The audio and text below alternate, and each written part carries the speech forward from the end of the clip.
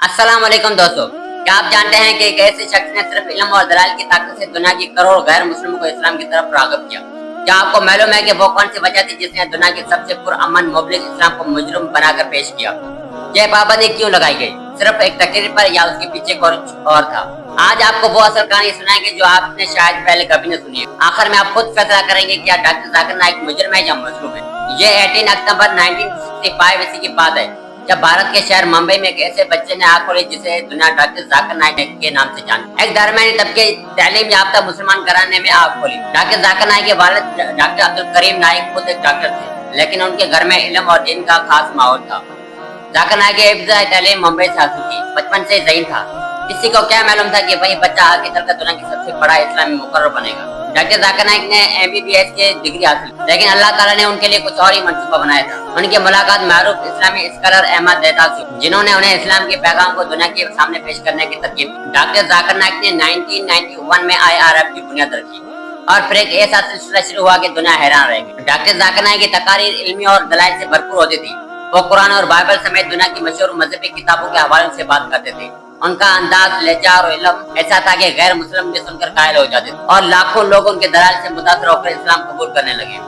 उनके जलसों में 1000 अफराद मौजूद होते और लाखों लोग लाइव देखते। यही बात कुछ ताकतवर हल्कों को हजम न हुई। 2016 में भारतीय हुकूमत ने डॉक्टर जाकिर नाइक पर इल्जाम लगाया। उनके तकारीर शिद्दत पसंदी को फरोग देते हैं। इल्जाम ये लगाया कि डॉक्टर जाकिर नाइक की तकरीरें नौजवानों को दहशतगर्दी की तरफ मायल करती हैं। लेकिन सवाल ये पैदा होता है कि क्या वाकई ऐसा था या ये सब कुछ सिर्फ एक बहाना था?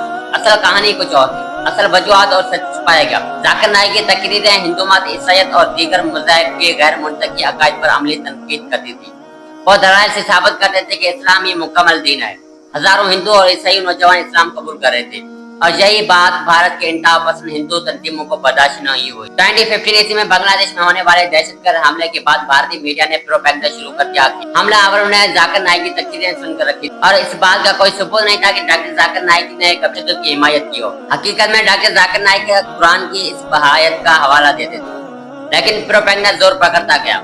भारतीय हुकूमत ने IRF पर पाबंदी लगाई। उनके बैंक से अकाउंट्स मजम्मत कर दिए गए, दफ्तर बंद कर दिए गए और डॉक्टर जाकिर नाइक को मजबूरन मुल्क छोड़ना पड़ा। फिर एक हकीकत सामने आई। डॉक्टर जाकिर नाइक का चैनल पीस टीवी दुनिया भर में इस्लाम की तबलीग कर रहा था, खास तौर पर भारत, पाकिस्तान, बांग्लादेश और दीगर ममालिक में उसके करोड़ों नाजरीन थे। यही चैनल भारतीय हुकूमत की आंखों में खटक रहा था। भारत का दावा था कि पीस टीवी के जरिए शिद्दत पसंदी फैलाई जा रही है, जबकि हकीकत यह थी कि पीस टीवी पर जाकिर नाइक और दीगर स्कॉलर्स हमेशा अमन, मोहब्बत और भाईचारे का दर्ज देते थे। पीस टीवी की बढ़ती हुई मकबूलियत और उसके जरिए होने वाले हजारों कबूल इस्लाम के वाकयात ने भारत के इंतहा पसंद हल्कों को खौफ में मुब्तला कर दिया था। यही असल वजह थी। मुल्क बदरी और जिंदगी का नियाबाब। जब जाकिर नाइक पर भारत में जमीन तक कर दी गई तो उन्होंने मलेशिया में पनाह ली। मलेशिया की हुकूमत ने न सिर्फ उन्हें शहरियत दी बल्कि उनका एहतराम भी किया, लेकिन दुश्मनी यही खत्म नहीं हुई। 2019 ईस्वी में मलेशिया में भी कुछ अनासर ने उनके खिलाफ साजिश शुरू की। जाकिर नाइक ने वहां भी हर इल्जाम का दलाइल से जवाब दिया और साबित किया कि उन पर लगाए गए तमाम इल्जाम बेबुनियाद हैं। आज भी डॉक्टर जाकिर नाइक पूरी दुनिया में इस्लाम की तबलीग कर रहे हैं। उनकी तकारीर यूट्यूब और दीगर प्लेटफॉर्म पर लाखों लोग देख रहे हैं। उनके खिलाफ आलमी सतह पर कोई केस साबित न हो सका।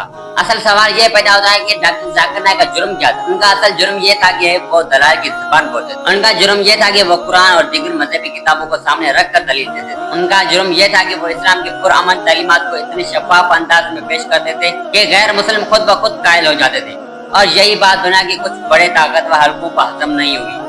आखिर में एक सवाल जिसका जवाब आप कमेंट में दीजिएगा। क्या एक ऐसा शख्स जो पूरी जिंदगी अमन, भाईचारे और इंसानियत का दर्ज देता रहा वो दहशतगर्द हो सकता है? क्या एक ऐसा शख्स जो लाखों गैर मुस्लिमों को सिर्फ इल्म और दलील से इस्लाम की तरफ बुलाता रहा वो मुजरिम हो सकता है? यही असल हकीकत है जो मैंने आपके सामने पेश की। दोस्तों, अगर आप ऐसी ही सच्ची और ईमान अफरोज इस्लामी कहानियां सुनना पसंद करते हैं तो आप सही जगह पर आए हैं। हमारा चैनल रोशनी का दास्तान आपके लेकर आता है वो कहानियां जो सिर्फ सुनने के लिए नहीं, समझने और दिल में जगह बनाने वाली होती है। तो अभी सब्सक्राइब करें और साथ घंटी भी दबा दें ताकि आप कोई कहानी मिस न करें। चलें रोशनी के इस सफर में हमारे साथ शामिल हो। अल्लाह हाफिज।